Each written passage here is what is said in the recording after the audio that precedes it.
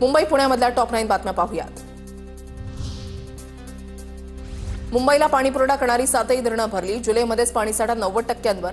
धरण क्षेत्रामधील दमदार पावसामुळे धरणांच्या पाणी पातळीमध्ये झपाट्याने वाढ। गेल्या वर्षी हाच साठा यावेळेला 71% असल्याची नोंद।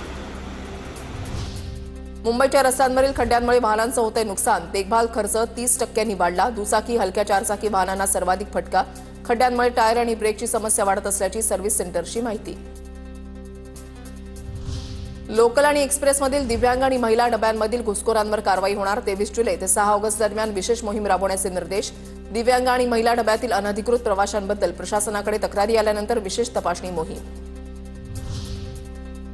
मरसोयामध्ये खाऱ्या पाण्यापासून गोड पाणी तयार करण्याचा प्रकल्प उभारणार। निक्षारीकरण प्रकल्पासाठी मुंबई महापालिका सरसावली। 9 सप्टेंबरपर्यंत इच्छुकांना स्वारस्य अर्ज भरता येणार। 200 दशलक्ष लिटर क्षमतेचा उभारला जाणार प्रकल्प। मुंबई विद्यापीठाच्या सर्व विभागांना मिळणार स्वायत्तता। प्रस्ताव राज्यपालांकडे मंजुरीसाठी पाठवणार। रविवारी पार पडलेल्या सिनेट बैठकीमध्ये प्रस्ताव मंजूर। प्रत्येक विभाग स्वतंत्रपणे अभ्यासक्रम रचना शुल्क याबाबत निर्णय घेऊ शकणार। पुणे मनपातर्फे जनावरांचं लसीकरण बंधनकारक। लंपी आजाराच्या पार्श्वभूमीवर खबरदारीचा उपाय म्हणून निर्णय।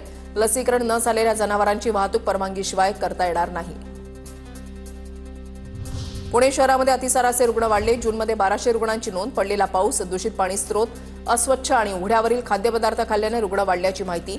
जानेवारी ते जून या 6 महिन्यांमध्ये 5500 रुग्ण आढळले। मध्य रेल्वेची मुंबई छत्रपती शिवाजी टर्मिनस ते सोलापूर वंदे भारत एक्सप्रेस 20 प्रवासी डब्यांची असणार। 4 डबे वाढवण्यास रेल्वे बोर्डाची परवानगी। दौंड, कुर्डुवाडी, सोलापूरच्या प्रवाशांना दिलासा।